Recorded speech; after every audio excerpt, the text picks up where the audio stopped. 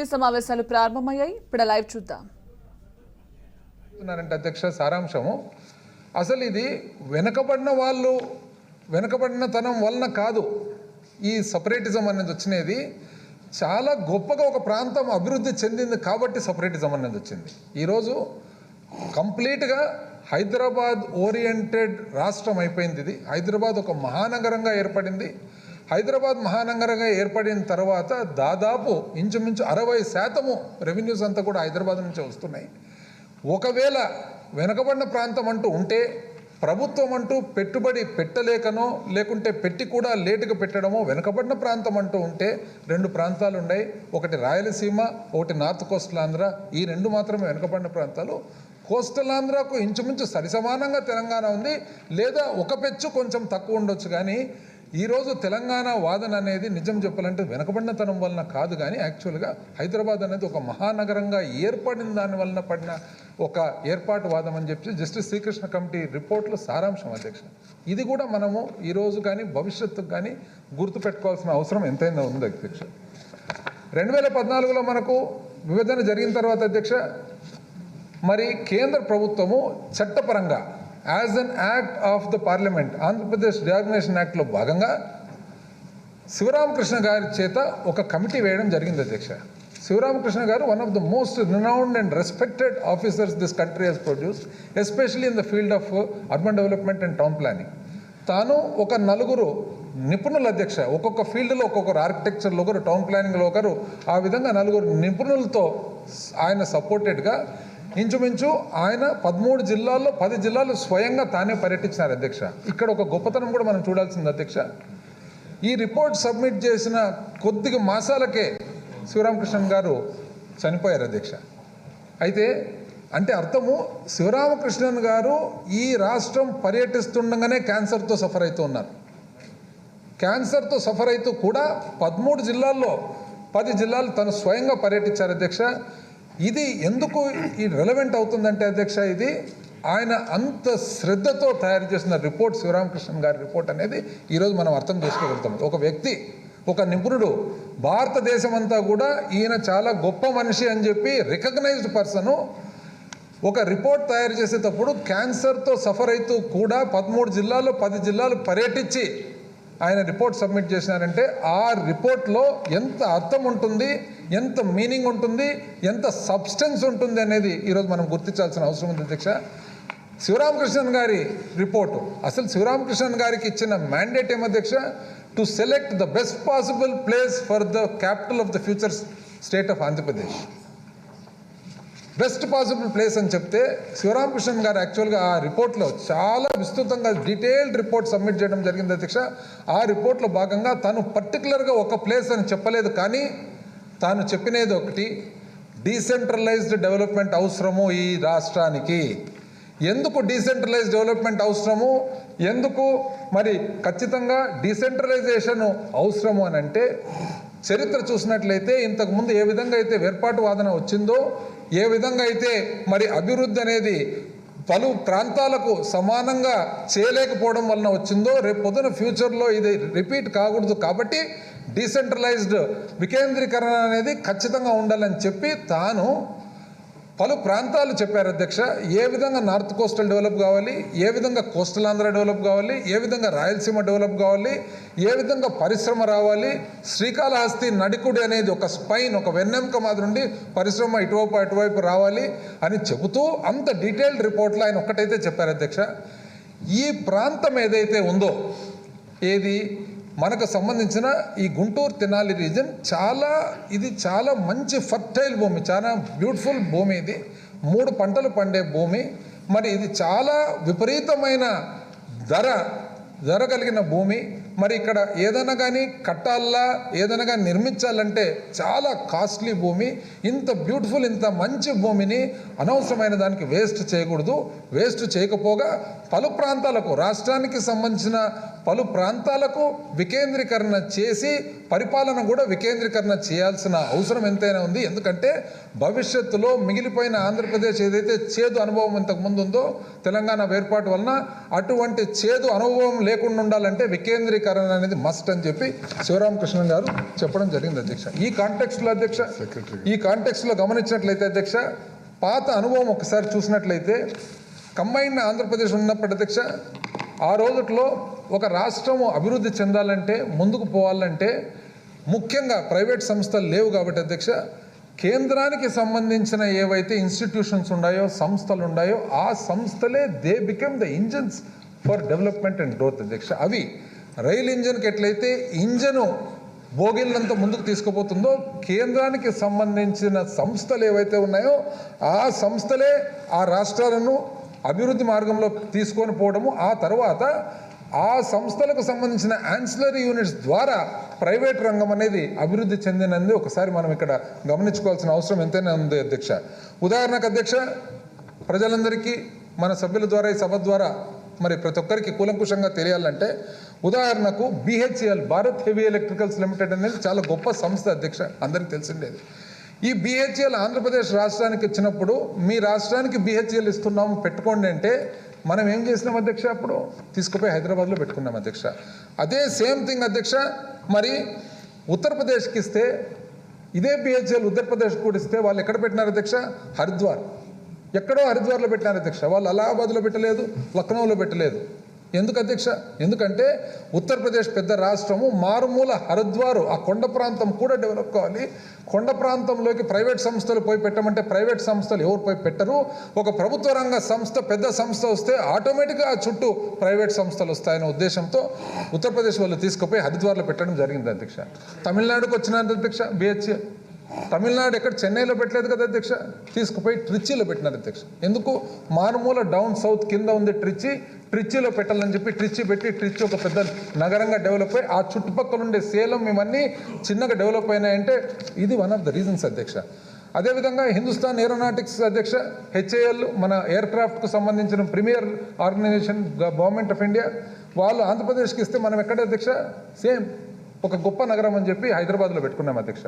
Same thing అధ్యక్ష, ఒరిస్సాకి ఇస్తే వాళ్ళు భువనేశ్వర్లో పెట్టుకోలేదు అధ్యక్ష. వాళ్ళు ఒరిస్సా వాళ్ళు తీసుకుపోయి మారుమూల అధ్యక్ష కొరాపుట్, మన ఆంధ్ర బార్డర్ ఉండే కొరాపుట్ ఎక్స్టెన్సివ్ ట్రైబల్ పాపులేషన్ ఉంది. ఒక మామూలు వ్యక్తులు ఎవరైనా పోయి ఆ ఫారెస్ట్ ఏరియాలో ఉండాలంటే కూడా ఇబ్బంది పడే కొరాపుట్లోనే పెట్టినారు అధ్యక్ష. ఎందుకు? కొరాపుట్లో పెట్టినట్లయితే ఆ చుట్టుపక్కల ఉండే ట్రైబల్ ప్రాంతం అంతా కూడా అభివృద్ధి చెందుతుంది, వాళ్ళు కూడా అభివృద్ధి ఫలాలు చూస్తారు, యాన్సిలరీ ఇండస్ట్రీ పక్కన వస్తుందని చెప్పి మరి పెట్టడం జరిగింది అధ్యక్ష. అదేవిధంగా అధ్యక్ష, మహారాష్ట్రకు హిందుస్థాన్ ఏరోనాటిక్స్ ఇస్తే అధ్యక్ష, వాళ్ళు ఎక్కడ అధ్యక్ష, ముంబైలో పెట్టలేదు, పూనాలో పెట్టలేదు, నాగ్పూర్లో పెట్టలేదు అధ్యక్ష, నాసిక్లో పెట్టినారు అధ్యక్ష. ఎందుకు? ఇదే విధంగా నాసిక్ డెవలప్ కావాలని. ఈరోజు మహారాష్ట్ర చూసినట్లయితే అధ్యక్ష, మనము షోలాపూర్ చూసినట్లయితే టెక్స్టైల్స్, కొల్లాపూర్ చూసినట్లయితే ఫౌండరీస్, అహ్మద్నగర్ చూసినట్లయితే ఆటోమొబైల్ యాన్సిలరీస్, పూణే చూసినట్లయితే ఆటోమొబైల్, పూణే చూసినట్లయితే సాఫ్ట్వేరు, బాంబే చూసినట్లయితే కాస్మోపాలిటన్ మహానగరము. ఈ విధంగా చేసుకోగలిగిన అంటే ఇదంతా వికేంద్రీకరణ వలన జరిగింది. కాబట్టి లేకుంటే వాళ్ళు మనమాదే ఒకవేళ ఒకే స్థానము ఒకే స్థలం అని చెప్పి పెట్టింటే ఈరోజు మహారాష్ట్ర ఇంత గొప్ప రాష్ట్రం అయ్యేది కాదు అధ్యక్ష, ఈరోజు తమిళనాడు పెద్ద రాష్ట్రం అయ్యేది కాదు అధ్యక్ష, ఈరోజు కర్ణాటక అంత పెద్ద రాష్ట్రం అయ్యేది కాదు అధ్యక్ష. ఇవన్నీ కూడా మనము ఈరోజు నేర్చుకొని చూసుకొని ఈ అనుభవాలన్నీ కూడా ఈ ఎక్స్పీరియన్సెస్ అన్నీ గమనించాల్సిన అవసరం ఎంతైనా ఉంది పరిపాలన అని చెప్పి మీకు తెలియజేస్తా ఉన్నాను అధ్యక్ష. ఈ విధంగా చూసినట్లయితే అధ్యక్ష, మనకు IDPL Indian drugs and pharmaceuticals ఈరోజు అధ్యక్ష ఫార్మా రంగంలో Hyderabad one of the biggest places in the country. ఎందుకు అధ్యక్ష? ఈరోజు గమనించినట్లయితే హైదరాబాద్లో ఉండే వివిధ ప్రైవేట్ రంగ సంస్థలు, ఫార్మసీ సంస్థలు ఏవైతే ఉన్నాయో వాళ్ళందరూ కూడా former employees of IDPL. Reddy ల్యాబ్స్తో కలుపుకొని ప్రతి ఒక్కరు కూడా ఫార్మర్ ఎంప్లాయీస్ ఆఫ్ IDPL అధ్యక్ష. స్టాండర్డ్ ఆర్గానిక్స్ అని స్టార్ట్ చేసి ఆ తర్వాత రెడ్డి ల్యాబ్స్ అయింది. ఈ విధంగా ఎవరిని చూసినా అధ్యక్ష అందరూ కూడా ఫార్మర్ ఎంప్లాయీస్ ఆఫ్ IDPL. మరి మనం హైదరాబాద్లో పెట్టుకున్నామయ్యా అధ్యక్ష, మనం IDPL. సేమ్ థింగ్ బీహార్కి ఇస్తే ఎక్కడ పెట్టుకున్నారు అధ్యక్ష? బీహారు ముజఫర్పూర్ అనే ఊర్లో పెట్టుకున్నారు అధ్యక్ష.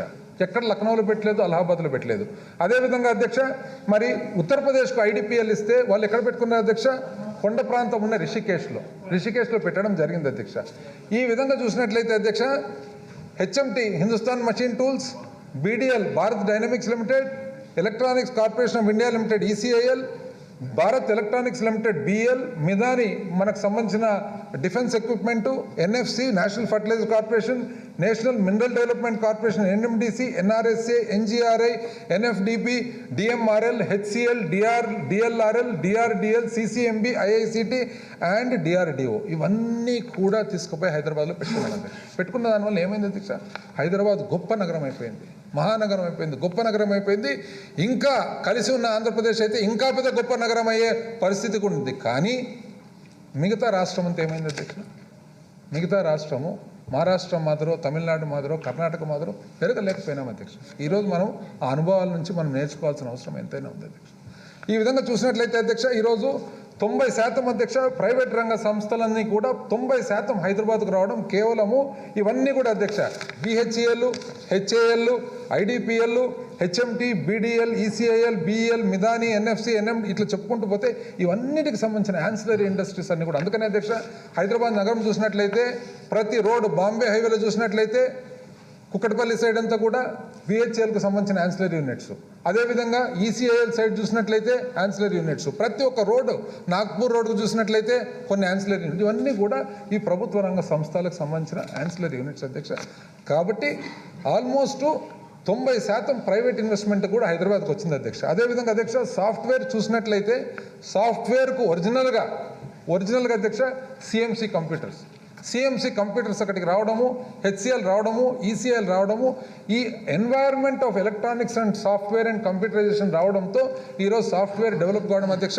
అయిన తర్వాత ఈరోజు గమనించినట్లయితే 2013-14 విభజన అయ్యే సమయానికి అధ్యక్ష 57,000 కోట్లు సాఫ్ట్వేర్ ఎక్స్పోర్ట్స్ మనకు మొత్తం రాష్ట్రంలో ఉంటే అధ్యక్ష 56,500 కోట్లు ఓన్లీ హైదరాబాద్ నుంచి ఉంది అధ్యక్ష. అంటే 500 కోట్లు మిగతా ఆంధ్రప్రదేశ్, 56,500 కోట్లు ఓన్లీ హైదరాబాద్. ఈ విధంగా మరి డెవలప్ కావడం జరిగింది అధ్యక్ష. అసలు ఎడ్యుకేషనల్ ఇన్స్టిట్యూషన్స్ అధ్యక్ష చూసినట్లయితే IIT, Indian Institute of Technology, Indian School of Business, IIIT, NALSAR, తర్వాత బిట్స్, తర్వాత TISS, TIF, Tata Institute of Fundamental అన్నీ కూడా హైదరాబాద్ అధ్యక్ష. మరి ఏం జరిగింది అధ్యక్ష? ఏ రాష్ట్రం ఇట్లా చేయలేదు అధ్యక్ష. అన్నీ డివైడ్ చేసి ఒక్కొక్క సంస్థను తీసుకుపోయి ఒక్కొక్క ఎడ్యుకేషన్ ఇన్స్టిట్యూషన్స్ ఒక్కొక్క చోట పెట్టుకున్నారు అధ్యక్ష. మనం మాత్రం అన్నీ తీసుకుపోయి హైదరాబాద్లో పెట్టుకున్నాం. ఈరోజు అనుభవాలు అధ్యక్ష ఇవన్నీ. అందుకనే జస్టిస్ శ్రీకృష్ణ గారు చెప్పడము, ఒక చోట పెట్టినందు వలన, ఒకటే చోట కాన్సన్ట్రేట్ అయినందువలన వేర్పాటువాదం స్టార్ట్ అయింది. In fact it is a rare case where underdeveloped have not asked for separation, it is the developed that have asked for separation అధ్యక్ష. దీనివల్ల ఏమైంది అధ్యక్ష? 60% ఇంచుమించు 60% ఆంధ్రప్రదేశ్, ఉమ్మడి ఆంధ్రప్రదేశ్లో ఉండే 60% రిసోర్సెస్ అన్నీ కూడా హెచ్ఎండిఏ ప్రాంతం, హైదరాబాద్ మెట్రోపాలిటన్ డెవలప్మెంట్ ఏరియా ప్రాంతం నుంచి వస్తే మిగతా రాష్ట్రం అంతా కలిస్తే 40% మాత్రమే రావడం జరిగింది అధ్యక్ష. కాబట్టి జస్టిస్ శ్రీకృష్ణ గారు చెప్పడం అధ్యక్ష ఇంచుమించు చాలా తక్కువ పురోగతి చెందినది ప్యూర్లీ బికాజ్ ఈ concentration of entire development in one area. ఈ పరిస్థితుల్లో 2014 అధ్యక్ష 2014లో రాష్ట్ర విభజన జరిగిన తర్వాత అప్పటి తెలుగుదేశం ప్రభుత్వం చంద్రబాబు నాయుడు గారి ముఖ్యమంత్రిత్వాన మరొక్కసారి ఇదే బాటలో మొదలుపెట్టినారు అధ్యక్ష. ఇదే బాటను అంటే ఇంత అనుభవం పెట్టుకొని, ఇంత ఎక్స్పీరియన్స్తో, ఇన్ని రకాల ఎగ్జాంపుల్స్తో అయినా కూడా మరీ ఇదే బాటలు. అది ఏ విధంగా అధ్యక్ష? శివరామకృష్ణ గారు క్లియర్ కట్గా చెప్పిన తర్వాత కూడా రిపోర్ట్ను బేఖాతరు చేసి, రిపోర్ట్ను కనీసం అసెంబ్లీలో టేబుల్ కూడా చేయలేదు అధ్యక్ష. కనీసం అసెంబ్లీలో డిస్కషన్ కూడా రాకుండా, టేబుల్ చేయకుండా వాళ్ళు నిర్ణయం తీసుకున్న అధ్యక్ష. ఈరోజు మనం ఏమడుగుతున్నాం అధ్యక్ష? కంప్లీట్ ఆంధ్రప్రదేశ్ అంతా కూడా శ్రీకాకుళము, కృష్ణా జిల్లా అంతా డెవలప్ కావాలి, గుంటూరు విజయనగరంతో సమానంగా ఉండాలి, విజయనగరం గుంటూరుతో సమానంగా ఉండాలి, చిత్తూరు నెల్లూరుతో సమానంగా ఉండాలి, సమానంగా అభివృద్ధి కావాలనే ఆలోచన ఏ పాలకులకైనా కూడా ఆటోమేటిక్ వస్తుంది అధ్యక్ష. అయితే చంద్రబాబు నాయుడు గారికి మాత్రం రాలేదు అధ్యక్ష. రానందువలన తాను వేసిన ప్లాన్ అధ్యక్ష 7,500 చదరపు కిలోమీటర్లు అధ్యక్ష. Capital area 7,500. బాంబే అధ్యక్ష, ఈరోజు బాంబే గమనించినట్టయితే బాంబే, తానే, కళ్యాణ్, నవీ ముంబై, ఉల్లాస్ నగర్, మీరా, వాసాయ్ మొత్తం బాంబే చుట్టంతా లెక్కేస్తే కూడా 4,300 చదరపు కిలోమీటర్లు అయితే చంద్రబాబు నాయుడు గారి ఊహించిన మిథికల్ బాహుబలి మాదిరి ఒక సినిమాలో ఉన్నట్లు క్యాపిటల్ 7,500 కిలోమీటర్లు. అది కూడా ఎట్లా అధ్యక్ష? దానంతా కాదంట అధ్యక్ష డెవలప్మెంట్, వీళ్ళు చేస్తారంట అధ్యక్ష. 2014 విభజన అయ్యేటప్పటికి అసలు రెవెన్యూ డెఫిసిట్ ఉన్నాయనేది ప్రతిరోజు చెప్పడమే అధ్యక్ష. చెప్పలేదు అధ్యక్ష. వాళ్ళు రెవెన్యూ డెఫిసిట్ ఉండి మనకు జీతాలకు భత్యాలకు ఇబ్బంది ఉండి ఆ 5 సంవత్సరాల పాటు వాళ్ళ పాలనలో ఎటువంటి ఇన్ఫ్రాస్ట్రక్చర్ అనేది ఒక సాలిడ్ డెవలప్మెంట్ లేకుండా 2019లో మన ప్రభుత్వం ఏర్పాటైన తర్వాత మన దురదృష్టవశాత్తు వాళ్ళు ఇచ్చిన లెగసీ అప్పులు, వాళ్ళు ఇచ్చిన ఆనవాతిగా మనకు ఇచ్చిన అప్పులు, ఇచ్చిన రెవెన్యూ లేని పాలనతో పాటు 2 సంవత్సరాల నుంచి కోవిడ్లో అల్లాడుతూ ఉన్నాం అధ్యక్ష. వాళ్ళు మాత్రం చెప్తారు అధ్యక్ష, వాళ్ళు ఏదో అభివృద్ధి చేసే వాళ్ళట.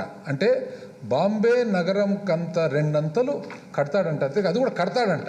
బాంబే ఎప్పటి నుంచి అసలు బాంబే అయింది? అది కాక 33,000 ఎకరాలు అనవసరంగా అమాయకులతో పాటు తీసుకొని 33,000 ఎకరాల అమాయకులతో తీసుకునేది కాక 50,000 ఎకరాలు అధ్యక్ష, 50,000 ఎకరాల భూమిని వాళ్ళు మళ్ళా అరణ్య భూమిని వాడకానికి తెచ్చుకుంటామని చెప్పి వాళ్ళు ప్రపోజల్ పెట్టడం జరిగింది అధ్యక్ష. అంటే ఇంత చిత్తశుద్ధి లేకుండా, ఇంత ఆలోచన లేకుండా, ఇంత అసలు ఫోకస్ లేకుండా, ఒక ఫ్యూచర్ గురించి తెలియకుండా, ఇంత అన్యాయమైన పరిస్థితుల్లో అధ్యక్ష మన గవర్నమెంట్ వచ్చిన తర్వాత అధ్యక్ష 2019లో వచ్చిన తర్వాత ఈ పరిస్థితుల్లో, ఈ నేపథ్యంలో మన ప్రభుత్వం, మన గౌరవ ముఖ్యమంత్రి గారు ఒక ఎక్స్పర్ట్ కమిటీ అధ్యక్ష, ఎక్స్పర్ట్ కమిటీని ఏర్పాటు చేయడం జరిగింది. ఆ ఎక్స్పర్ట్ కమిటీ కూడా ఎవరు, ఎందుకు అధ్యక్ష ఎక్స్పర్ట్ కమిటీ ఏర్పాటు చేయడం? అసలు వాళ్ళ టర్మ్స్ ఆఫ్ రెఫరెన్స్ వచ్చేసి ఏదైతే ఇంతవరకు చేసిన అభివృద్ధి మరి ప్లాన్స్ ఉన్నాయో అవన్నీ కూడా ఒక్కసారి రివ్యూ చేసి రాబోయే కాలంలో రాష్ట్రాన్ని ఒక మంచి మార్గంలో, ఒక కరెక్ట్ మార్గంలో, ఒక పద్ధతైన మార్గంలో, ఒక ప్రాక్టికలీ పాసిబుల్ మార్గంలో ముందుకు తీసుకుపోయేదానికి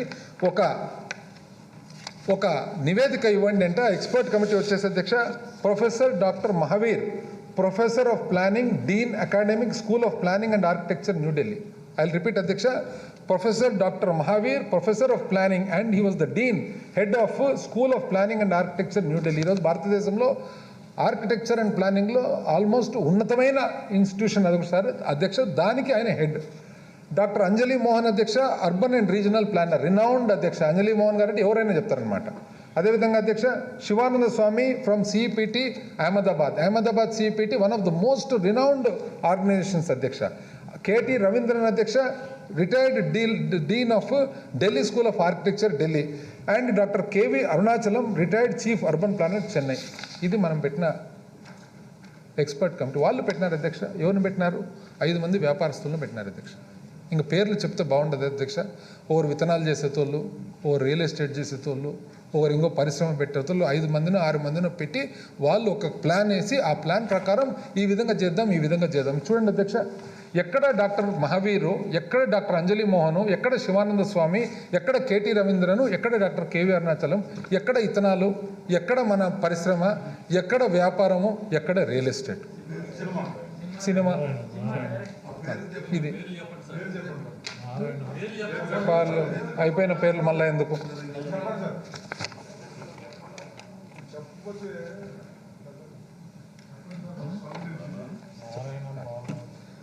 అయితే ఆ తర్వాత అధ్యక్ష వాళ్ళు రిపోర్ట్ ఇచ్చిన తర్వాత మనకున్న కన్సల్టింగ్ సర్వీసెస్ అధ్యక్ష, మనకు కేపిఎంజీ, ఈఎండ్వై, ఆ కేటగిరీ, మెకెన్జీ, ఆ కేటగిరీలో ప్రపంచంలో ఉండే టాప్ 5లో అధ్యక్ష బాస్టన్ కన్సల్టింగ్ గ్రూప్ వాళ్ళను ఆంధ్రప్రదేశ్ రాష్ట్ర ప్రభుత్వం ఎక్స్పర్ట్ కమిటీ ఇచ్చిన తర్వాత వాళ్ళకు మరి ఒక్కసారి మీ ఆలోచన ప్రకారము ఈ రాష్ట్రానికి అభివృద్ధి మార్గము, ఈ రాష్ట్రానికి సంబంధించిన రాజధాని ఒక్కటని ఎప్పుడు మన ప్రభుత్వం అనుకోలేదు అధ్యక్ష. రాజధాని ఈజ్ వన్ పోర్షన్. రాజధాని సెంట్రిక్ అనేది ఎప్పుడు లేదు అధ్యక్ష. మనము రాష్ట్రం అంతా కూడా అభివృద్ధి చెందాలి, అందులో రాజధాని అనేది ఒక చాప్టర్. రాష్ట్రం అంతా అభివృద్ధి చెందాలి. ఎక్కడో శ్రీకాకుళం మారుమూల ఇచ్చాపురంలో ఉండే గ్రామములో ఉండే ఒక సామాన్య రైతు కూడా ఏ విధంగా బాగుండాలని ఆలోచన చేసినాం, కానీ వాళ్ళ మాదిరి రియల్ ఎస్టేట్ ఆలోచన ఎప్పుడు చేయలేదు అధ్యక్ష. అయితే ఆ బాస్టన్ కన్సల్టింగ్ గ్రూప్ వాళ్ళకి ఇచ్చిన తర్వాత ఆ సబ్సిక్వెంట్గా బాస్టన్ కన్సల్టింగ్ గ్రూప్ వాళ్ళు ఒక రిపోర్ట్ ఇవ్వడం జరిగింది అధ్యక్ష. డీటెయిల్డ్ రిపోర్ట్ డీటెయిల్డ్ రిపోర్ట్లో అన్ని అంశాలు కవర్ చేసినారు అధ్యక్ష. ఒక రాజధాని ఒకటే అని కాదు. అయితే బాస్టన్ కన్సల్టింగ్ గ్రూప్ వాళ్ళు ఇచ్చిన రిపోర్ట్ నివేదికలో ఉన్న అధ్యక్ష చూసినట్లయితే ఈరోజు వీళ్ళ ఆలోచన అధ్యక్ష 50,000 ఎకరాలు గత ప్రభుత్వము కడతారంట. 50,000 ఎకరాలకు ఇంచుమించు మినిమంగా అధ్యక్ష మినిమంగా 1,00,000 కోట్లు. 50,000 కన్జర్వేటివే. వాళ్ళు చెప్పే లెక్క ప్రకారం 33,000 ప్లస్ 50,000 ఫారెస్ట్ ల్యాండ్ అంతా లెక్కేసి బాంబే, న్యూయార్క్, సింగపూర్ అంతా 2 అంతలు, లండన్ అంతా 3 అంతలు ఇవన్నీ లెక్కేస్తే అసలు మన కాయిదాలు కూడా చాలా అధ్యక్ష. ఊహించుకుంటే బాహుబలి కూడా చాలడు. బాహుబలి ఆలోచన కూడా చాలదు అధ్యక్ష. ఇది బేసిక్. ఈ 1,00,000 కోట్లు వచ్చేసి బేసిక్. అంటే వీళ్ళు చెప్పిన 50,000 ఎకరాలకు మినిమంగా రోడ్లు, మినిమంగా కాలువలు, మినిమంగా నీళ్లు, మినిమంగా సూవేజ్ ట్రీట్మెంట్ ఇస్తే 1,00,000 కోట్లు అవుతుంది 50,000కే. ఆయన చెప్పే ప్రకారము కరెంటు, ఆయన చెప్పే ప్రకారం అయితే ఇంకా ఎక్కువ కావాల్సి వస్తుంది. ఇది కెన్ బి అఫోర్డ్ అధ్యక్ష? ఇది పాసిబుల్? అసలు ఇది మనం చేయగలిగిన పనేనా? ఈ ప్రకారంగా అధ్యక్ష బాస్టన్ కన్సల్టింగ్ గ్రూప్ ఇచ్చిన తర్వాత నెక్స్ట్ ఆ తర్వాత హై పవర్ కమిటీ ఏర్పాటు చేయడం జరిగింది అధ్యక్ష. ఏ నిర్ణయం కూడా అధ్యక్ష ఏదో సులభంగా ఏదో ఈరోజు రేపు పొద్దున అనుకొని రేపు పొద్దున మనం రియల్ ఎస్టేట్ కంపెనీతో వాళ్ళ మాదిరి మాట్లాడుకొని అట్లా లేదు అధ్యక్ష. అంటే ఫస్ట్ ఒక ఎక్స్పర్ట్ కమిటీ తర్వాత బాస్టన్ కన్సల్టింగ్ తర్వాత నెక్స్ట్ వచ్చిండేది ఒక హై పవర్డ్ కమిటీలో ఎవరు అధ్యక్ష? ఏది ఏమైనా కూడా ఏ నిర్ణయం తీసుకున్నా ప్రజాస్వామ్యంలో ఆ నిర్ణయం రాజకీయ నిర్ణయం ఉండాలనే ఉద్దేశంతో వ్యాపార నిర్ణయం తీసుకోలేదు కదా అధ్యక్ష. వాళ్ళు డైరెక్ట్గా వ్యాపారస్తులను పెట్టినారు అధ్యక్ష. ఇక్కడ మన ప్రభుత్వం గౌరవ ముఖ్యమంత్రి గారు హై పవర్డ్ కమిటీలో మినిస్టర్లను పెట్టినారు అధ్యక్ష. All ministers, responsible ministers of concerned portfolios వచ్చిన తర్వాత వాళ్ళు ఈ అభివృద్ధికి రాష్ట్రాన్ని ముందుకు తీసుకుపోయేదానికి ఒక వే ఫార్వర్డ్కు మనకు ఎన్ని ఇబ్బందులు ఎదుర్కొని వచ్చిన తర్వాత అన్నీ కూడా సమగ్రంగా ఆలోచన చేసిన తర్వాత అప్పుడు మనము ఒక ఆలోచనకు ఏది వికేంద్రీకరణ మస్ట్. జస్టిస్ శ్రీకృష్ణ చెప్పినది కరెక్ట్, శివరామకృష్ణ గారు చెప్పినది కరెక్ట్, ప్రపంచంలో ప్రతి ఒక్కరూ పాటిస్తుండేది కరెక్ట్. చంద్రబాబు నాయుడు గారు ఆలోచన చేయండి తప్పు అని వెరీ క్లియర్గా తేలింది అధ్యక్ష. ఆ తేలిన తర్వాత అప్పుడు మనము వికేంద్రీకరణలో భాగంగా మనము ఒక లోకల్ జోన్స్, సపరేట్ జోన్స్ అధ్యక్ష, సపరేట్ జోన్స్ పెట్టి సపరేట్ జోనల్ బోర్డ్స్ పెట్టి ఆ బోర్డ్స్ ద్వారా వివిధ ప్రాంతాలను ఉత్తర కోస్తా అయితేనేమి, కోస్తలాంధ్ర అయితేనేమి, రాయలసీమ అయితేనేమి ఇవన్నీ కూడా సపరేట్ బోర్డ్స్ పెట్టి డెవలప్మెంట్ ఆఫ్ ఆ ప్రాంతాన్ని బోర్డ్స్ ద్వారా చేస్తూ ఏవైతే కాన్స్టిట్యూషనల్ ఫంక్షన్స్ ఉంటాయో, కాన్స్టిట్యూషనల్ ఫంక్షన్స్ ఏముంటాయి అధ్యక్ష? Constitutional functions, one is the legislative function, most important legislative. ప్రజాస్వామ్యానికి మూలము లెజిస్లేచర్. ఆ తర్వాత ఎగ్జిక్యూటివ్ ఫంక్షన్ పరిపాలన.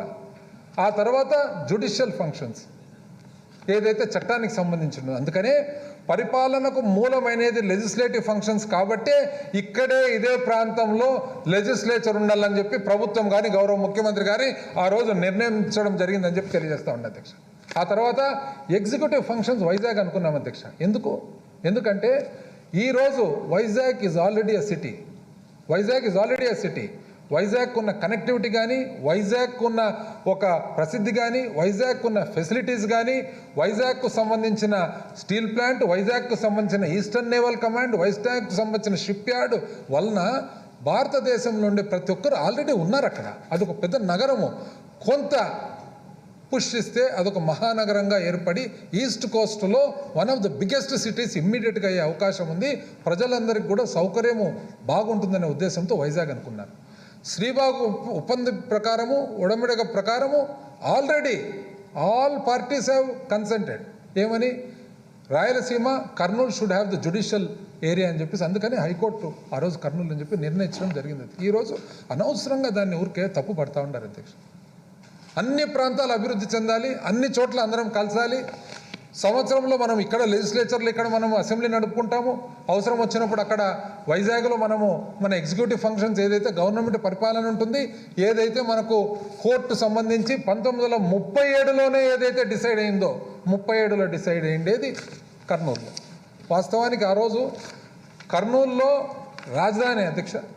ఈరోజు ఒక ఫేర్ ప్రైస్ షాప్ అధ్యక్ష మన కాలనీలో కానీ మన సందులో ఉండే ఒక చిన్న మన ఫేర్ ప్రైస్ షాపు దుకాణం మారుస్తే ఒప్పుకుంటారు అధ్యక్ష. మరి ఆ రోజు కర్నూలు వాళ్ళు చాలా బ్రాడ్ మైండ్తో రాయలసీమ నో ప్రాబ్లం, హైదరాబాద్ ఒక గొప్ప నగరం, మనం అందరం కలిసి హైదరాబాద్ని డెవలప్ చేసుకుందాము, హైదరాబాద్ ఈజ్ మోర్ యాప్ట్ అనే ఉద్దేశంతో ఆ రోజు చాలా బ్రాడ్ మైండ్తో విశాల హృదయంతో ఆ రోజు ఒక్క మాట కూడా చెప్పకుండా ఆ రోజు చెప్పిన మాట ఈరోజు గుర్తు చేస్తాం.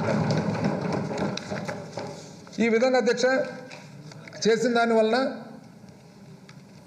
మన ఏపీసీఆర్డీఏ యాక్ట్ను మనము Amaravati metropolitan region area development ఏరియాగా మనం మార్చడం జరిగింది అధ్యక్ష. జోన్స్, ప్రాంతాలు, నగరాలు ఇవన్నీ కూడా ఓవరాల్గా కాంప్రహెన్సివ్గా మరి రాష్ట్రాన్ని అభివృద్ధి చేసుకోవాలనే ఆలోచనతో నిర్ణయం తీసుకోవడం జరిగింది. అయితే ఆ తర్వాత అధ్యక్ష రాజకీయాల వలన, ప్రధానంగా రాజకీయాలు అందరికీ తెలిసిండేది అధ్యక్ష, ప్రాంతీయతత్వం కొంతమందిలో రెచ్చగొట్టి, కొంతమందిలో లేని ఆలోచనలు తెచ్చి, కొంతమందిలో అనవసరమైన, ఎందుకంటే వేరే సబ్జెక్టే లేదు. 2019 నుంచి చూసినట్లయితే విపరీతమైన మెజారిటీ, కనీవిని ఎరగని మెజారిటీ 151 కాక పాపం వాళ్ళు తెలుగుదేశంలో ఉన్న 20 చిల్లర మాత్రం ప్రతి ఒక్కరి ఇక్కడికి రావాలనే ఉండరు తప్ప, ఒక ఇద్దరు ఉంటారేమో అధ్యక్షులు లోపల రాకుండా ఉండాలని, మిగతా అందరు రావాలని పాపం వాళ్ళు కూడా.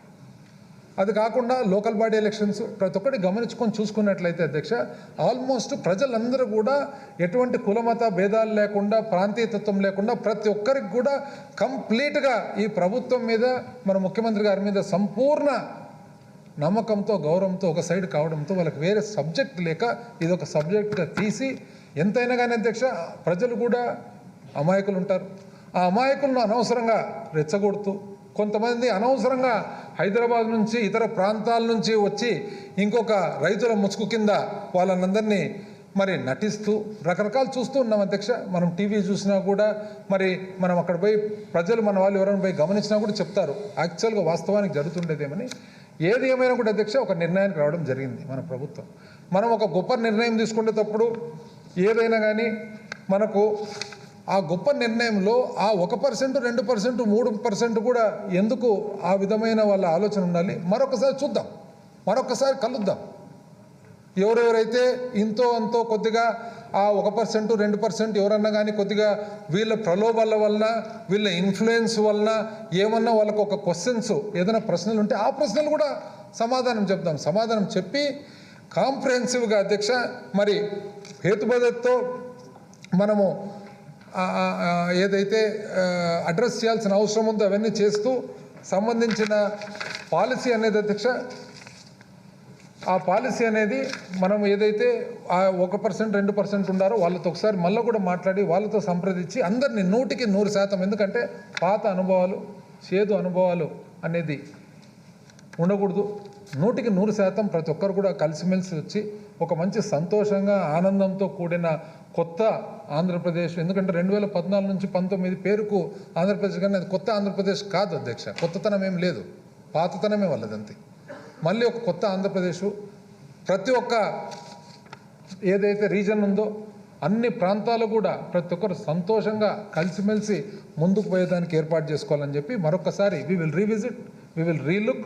అంటే చాలా ఉదార స్వభావంతో అధ్యక్ష, ఎంతో ఉదారత్వంతో, ఎంతో మెగ్నానిమిటీతో ఈరోజు ఈ రిపీల్ చేసుకుంటూ, కొంతమంది అనుకోవచ్చు ఎందుకు రిపీల్ చేస్తున్నాను. రిపీల్ ఎందుకంటే మరొక్కసారి కూడా ఎంతో కొంత కొద్దిగో గొప్ప ఎవరన్నా ఇటు అటు ప్రశ్నలు ఉండే వాళ్ళకు ఆ ప్రశ్నలకు కూడా మనం సమాధానం చెప్పి, మనం ఏదైతే ఒక మార్గం అనుకున్నామో ఆ మార్గంలో వికేంద్రీకరణ అనేది ఖచ్చితంగా ప్రైమరీ ఆబ్జెక్టివ్గా పెట్టుకుంటూ, అదేవిధంగా పలు ప్రాంతాల్లో ఉండే వాళ్ళందరూ కూడా సమానంగా భాగస్వాములు అయ్యేదానికి ఏర్పాటు చేస్తూ, మన discharge of various constitutional functions ఏవైతే ఉన్నాయో పలు ప్రాంతాల నుంచి చేసి మరి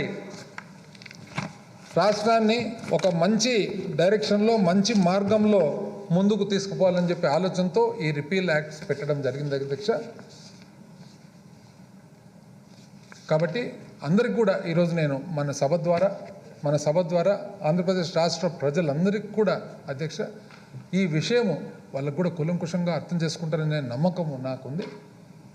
ఆ కారణం వలన ఈ యాక్ట్ రిపీల్ యాక్ట్ పెట్టడం జరిగింది అధ్యక్ష. Thank you.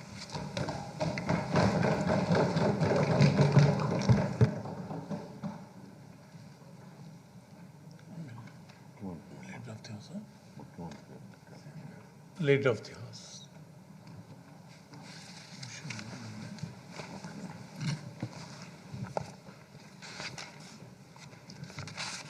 అధ్యక్ష, చాలా సుదీర్ఘంగా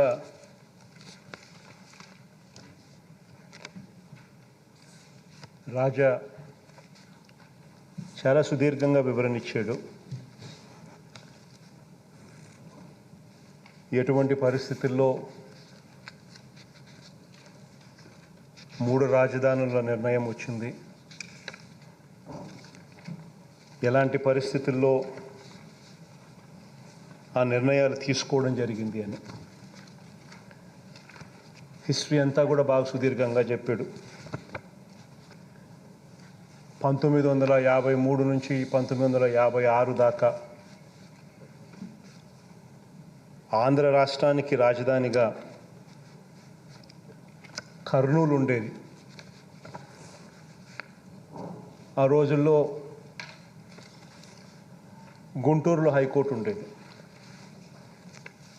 ఆ తర్వాత 1956లో 1956లో కర్నూలు నుంచి రాజధాని కానీ గుంటూరు నుంచి హైకోర్టు కానీ రెండూ కూడా హైదరాబాద్కు ఏ రకంగా తీసుకొని పోవడం జరిగింది. తీసుకొని పోయేటప్పుడు ఈ మాదిరిగా జరిగింది కాబట్టి అక్కడ ప్రజలకు వాళ్ళ ఆకాంక్షలను పరిగణలోకి తీసుకొని శ్రీబాగ్ ఒడంబడిక శ్రీబాగ్ ఒప్పందాలు అవన్నీ కూడా చేసి రకరకాలుగా ఆ రోజుల్లో రాయలసీమకు న్యాయం చేస్తామని కూడా ఏ రకంగా చెప్పడం జరిగింది. ఇవన్నీ కూడా చాలా సుదీర్ఘంగా జరిగిన తన ప్రస్తావనలో రాజా వివరించడం కూడా జరిగింది. ఆ తర్వాత కూడా ఇక్కడ ఈ ప్రాంతంలో రాజధాని పెట్టడానికి గత ప్రభుత్వం చంద్రబాబు నాయుడు గారి హయాంలో నిర్ణయం తీసుకోవడం, ఆ నిర్ణయం అప్పట్లో కాంట్రవర్షియల్ అని తెలుసు. అప్పట్లో అన్ని రకాలుగా శ్రీకృష్ణ కమిటీ నివేదికను ఉల్లంఘించి చేసింది అని కూడా తెలుసు. అయినా కూడా తాను ఇక్కడ 50,000 ఎకరాల్లో రాజధాని నిర్మించాలని చెప్పి గత ప్రభుత్వంలో చంద్రబాబు నాయుడు గారు అప్పట్లో నిర్ణయం తీసుకోవడం జరిగింది. అధ్యక్ష, నిర్ణయం తీసుకోవడం వల్ల ఈ రోజుకి కూడా నేను చెప్తా ఉన్నా అధ్యక్ష, ఈ ప్రాంతం అంటే నా ఇల్లు ఇక్కడే ఉంది.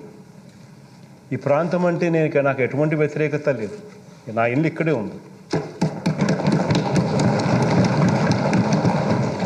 ఇన్ఫ్యాక్ట్ ఈ ప్రాంతం అంటే నాకు ప్రేమ కూడా.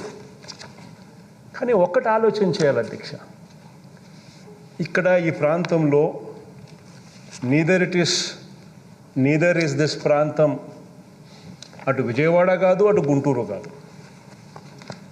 ఇక్కడ నుంచి గుంటూరు చూసుకున్న 40 కిలోమీటర్లు, విజయవాడ చూసుకున్న దాదాపుగా మరో 40 కిలోమీటర్లు.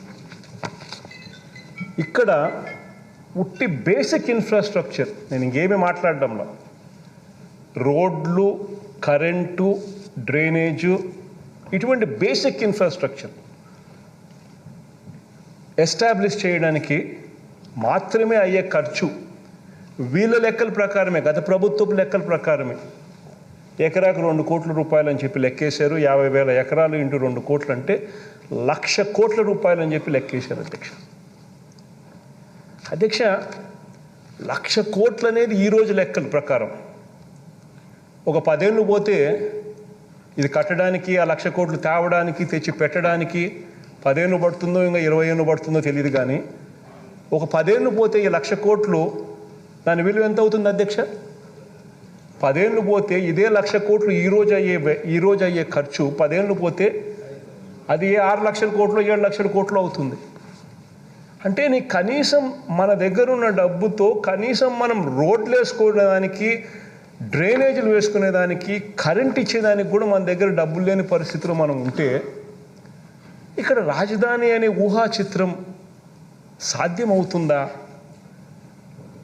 ఈ రకంగా ప్రజలను మిస్లీడ్ చేయడం ధర్మమేనా?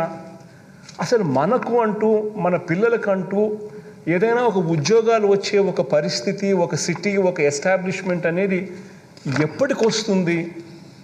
చదువుకున్న మన పిల్లలు ఉద్యోగాల కోసం ఎప్పుడూ కూడా పెద్ద నగరాలైన హైదరాబాద్కో, లేకపోతే పెద్ద నగరాలైన బెంగళూరుకో, లేకపోతే పెద్ద నగరాలైన చెన్నైకో, ఇటువంటి నగరాలకు వెళ్ళాల్సిందేనా? ఎప్పటికీ మనకు మార్పు ఉండదా అనే ఆలోచనల మధ్యలో నుంచి ఈరోజు రాష్ట్రంలో ఉన్న బిగ్గెస్ట్ సిటీ ఈజ్ విశాఖపట్నం. అది బిగ్గెస్ట్ సిటీ ప్రస్తుతం రాష్ట్రంలో. ఇటువంటి బిగ్గెస్ట్ సిటీలో ఆల్రెడీ రోడ్స్ ఉన్నాయి, ఆల్రెడీ డ్రైనేజీలు ఉన్నాయి, ఆల్రెడీ కరెంట్ ఉంది, ఆల్రెడీ అన్ని రకాల ఇన్ఫ్రాస్ట్రక్చర్ ఫెసిలిటీస్ ఆల్రెడీ ఉన్నాయి. ఇక దానికి మీద కొద్దిగా సుందరీకరణ మీదనో, కొద్దిగా వసతుల మీదనో, ఫెసిలిటీస్ మీదనో కాస్త వాల్యూ అడిషన్ చేస్తే చాలు, ఆ నగరం అన్నది కనీసం ఈ రోజు కాకపోయినా ఒక 5 ఏళ్లకో 10 ఏళ్లకో ఖచ్చితంగా హైదరాబాద్ వంటి పెద్ద నగరాలతో పోటీ పడే పరిస్థితి ఖచ్చితంగా ఉంటుంది. అధ్యక్ష, ఇది వాస్తవమైన పరిస్థితి అధ్యక్ష. ఇటువంటి వాస్తవాలను గుర్తెరిగే ఇక్కడ రాష్ట్రంలో 3 ప్రాంతాలు కూడా అభివృద్ధి చెందాలి, రాష్ట్రం పూర్తిగా అభివృద్ధిలో పరిగెత్తాలి అనే ఉద్దేశంతో, అన్న తాపత్రయంతోనే విశాఖపట్నంలో ఎగ్జిక్యూటివ్ క్యాపిటల్ పెట్టాలని, ఇక్కడ ఈ ప్రాంతంలో, ఎందుకనంటే ఇక్కడ ఆకాంక్షలు కూడా ఉన్నాయి కాబట్టి ఇక్కడ ఈ ప్రాంతంలో లెజిస్లేటివ్ క్యాపిటల్ ఇక్కడ పెట్టాలని, కర్నూలులో ఇంతకుముందు 1953 నుంచి 1956 దాకా కర్నూలు ఆంధ్ర రాష్ట్రానికి క్యాపిటల్, అటువంటి క్యాపిటల్ని అక్కడి నుంచి షిఫ్ట్ చేశాం. వాళ్ళ ఆకాంక్షలు కూడా ఉన్నాయి అప్పటి నుంచి, వాళ్ళ ఆకాంక్షలను కూడా పరిగణలోకి తీసుకుని వాళ్ళకు మంచి చేయాలనే ఉద్దేశంతో అక్కడ హైకోర్టు పెట్టాలని, జ్యుడిషియల్ క్యాపిటల్ కర్నూలులో పెట్టాలని, 3 ప్రాంత ప్రజలకు కూడా అన్ని రకాలుగా డీసెంట్రలైజేషన్ ద్వారా మంచి జరిగించాలి అనే తాపత్రయంతో అడుగులు ముందుకు వేశాం అధ్యక్ష. అటువంటి పరిస్థితుల మధ్య ఈరోజు ఏమేం జరిగాయో మన కళ్ళ ముందునే చూస్తూ ఉన్నాం. ఈ దాదాపుగా ఈ 1.5 సంవత్సరం 2 సంవత్సరాలుగా ఈ ఆలోచన మనం చేసినప్పటి రోజు నుంచి చూస్తే ఈ 2 సంవత్సరాలు 1.5 సంవత్సర కాలంలో రకరకాలుగా దీన్ని వక్రీకరిస్తూ, రకరకాలుగా దీన్ని ట్విస్ట్ చేస్తూ, రకరకాలుగా అపోహలు క్రియేట్ చేస్తూ, రకరకాలుగా న్యాయపరమైన చిక్కులు క్రియేట్ చేస్తూ రకరకాలుగా దీనిని తీసుకొని పోతా ఉన్నారు అధ్యక్ష. ఇటువంటి నేపథ్యంలో అధ్యక్ష ఈ ప్రకటన నేను చేయాల్సి వస్తూ ఉంది అధ్యక్ష. రాజధానుల వికేంద్రీకరణ బిల్లు ఆమోదం పొందిన వెంటనే 3 ప్రాంతాలకు న్యాయం చేసేలా 3 రాజధానుల ప్రక్రియ ప్రారంభమై ఉంటే ఈరోజు దాని నుంచి మంచి ఫలితాలు ఈపాటికే అందుబాటులోకి వచ్చి ఉండేవి. నాటి శ్రీబాగ్ ఒడంబడిక స్ఫూర్తితో వెనుకబడ్డ ఉత్తరాంధ్ర సహా అన్ని ప్రాంతాలు కూడా సమాన అభివృద్ధి చెందాలన్న ఆకాంక్షతో వికేంద్రీకరణ బిల్లుని ప్రవేశపెట్టడం జరిగింది. గతంలో కేంద్రీకరణ ధోరణులు ఒకచోటే పూర్తిగా కేంద్రీకరణ అయిన పరిస్థితుల మధ్య కేంద్రీకరణ ధోరణులు ప్రజలు ఎంతగా వ్యతిరేకించారో 2019 సార్వత్రిక ఎన్నికల్లో ప్రజలు ఇచ్చిన తీర్పు ద్వారా ప్రస్ఫుటంగా వ్యక్తమైంది. మరోసారి హైదరాబాద్ లాంటి ఒక సూపర్ క్యాపిటల్ మోడల్ వద్దని, అటువంటి చారిత్రక తప్పిదాన్ని ప్రభుత్వం పాల్పడరాదని ప్రజల తీర్పు స్పష్టం చేసింది. కాబట్టే వికేంద్రీకరణ సరైన విధానం అన్నది బలంగా నమ్మి అడుగులు ముందుకు వేశాం.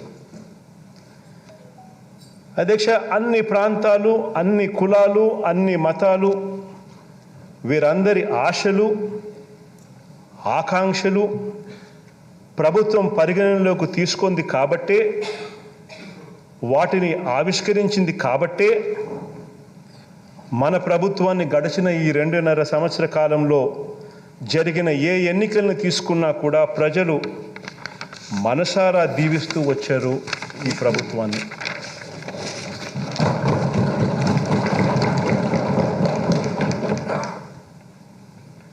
అధ్యక్ష, అయితే వికేంద్రీకరణకు సంబంధించి అనేక అపోహలు,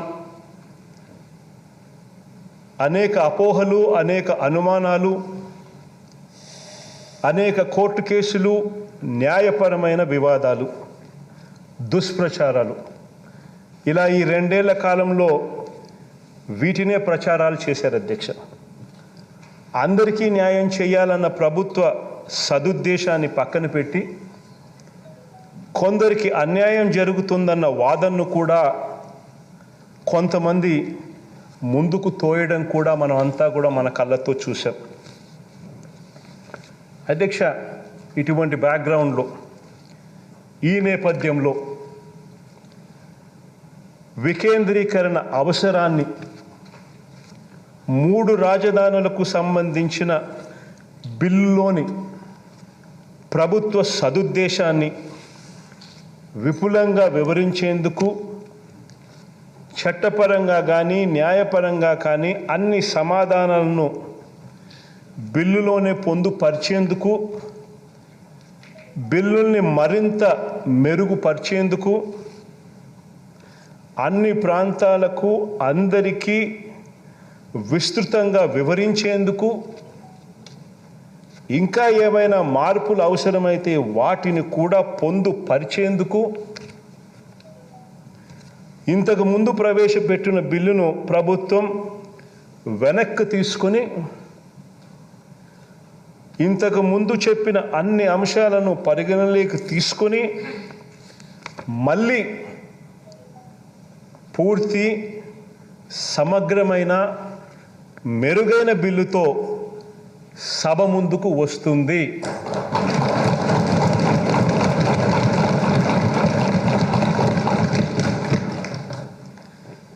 విస్తృత, విశాల ప్రజా ప్రయోజనాలను కాపాడేందుకే ఈ నిర్ణయం తీసుకుంటా ఉన్నాం అధ్యక్ష. థ్యాంక్ యూ అధ్యక్ష.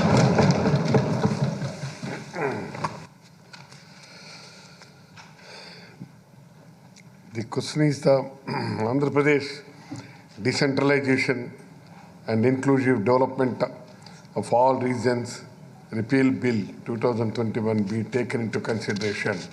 Those who are for the motion, please say yeah. Those who are against, please say no.